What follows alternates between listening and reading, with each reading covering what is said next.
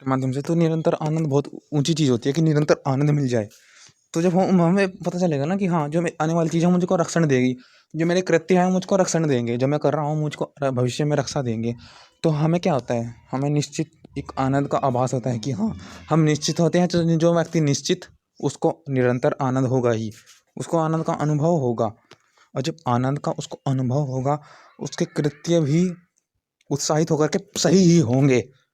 वो किस भांति, जैसे कि जिसको पता है कि हर महीने कुछ कल्याण होता है, हर महीने में विभिन्न विभिन्न प्रकार के पदार्थ आते हैं।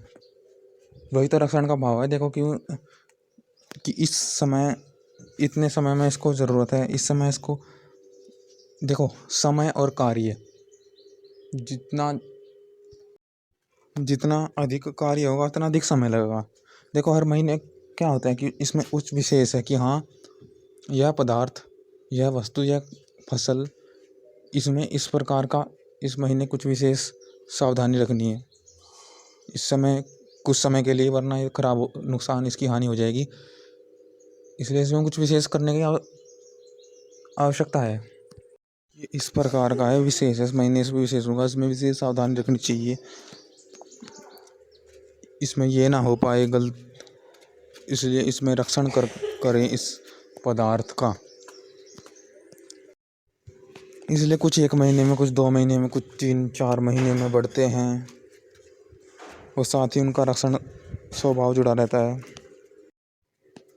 तो उससे पता लगता है कुछ विशेष प्रयोजन के लिए, क्योंकि इनमें सारे, जितना कार्य अधिक होगा उतना महीने का समय लगेगा, उतना समय लग रहा है, तो उतना महीने हमारे उपयोग में आ रहे हैं। देखो सत्य, नियम, विद्या और बल को धारण करने वाला विद्वान मनुष्य, तो यही है कि जैसे कि इसमें भी कहा गया, परमेश्वर सर्वज्ञ होने के सब लोग को, काल की व्यवस्था को जानता है, वैसे ही मनुष्य को सब लोग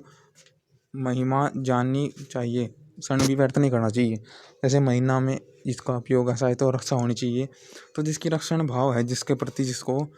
तो फिर वह है, जैसे कि अधिक भी होगा ना समय, तो कार्य करेगा वह, अधिक समय का होगा तो उतना ही कार्य उसको करेगा। फिर वो कि हाँ, यहाँ पे मेरे लिए उपयोग है, यहाँ पर मुझे अच्छा मिल रहा है, उत्साहित से होकर वो समय देगा,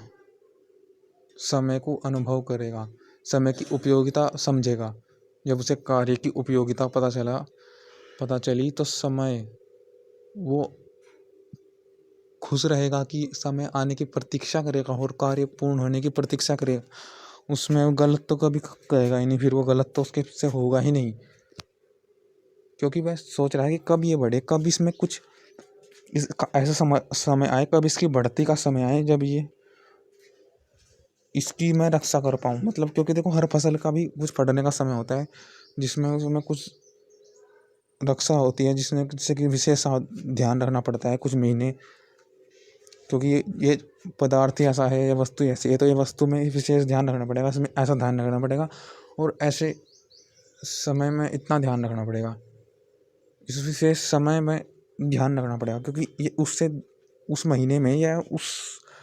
रोग से ग्रसित हो सकता है, क्योंकि उसमें वातावरण ऐसा होगा, तो उस वातावरण को हमें फिर उस फसल का विशेष ध्यान रखना पड़ेगा, क्योंकि बढ़ती हो रही है, कुछ ये विशेष ऐसी है परिस्थिति, ये फसल ऐसी है, तो ये पदार्थ ऐसा है, उसके लिए हमें रक्षण करनी पड़ेगी इस समय, क्योंकि और समय भी कम ही है, और समय भी इतना ही है, क्योंकि इतने में नहीं किया गया तो ये हो जाएगा, तो जल्दी भी करना है, तो समय करना है, जल्दी करना है, इतने समय में करना है, उत्साहित होकर करते हैं, इतने समय में कार्य पूर्ण होना चाहिए।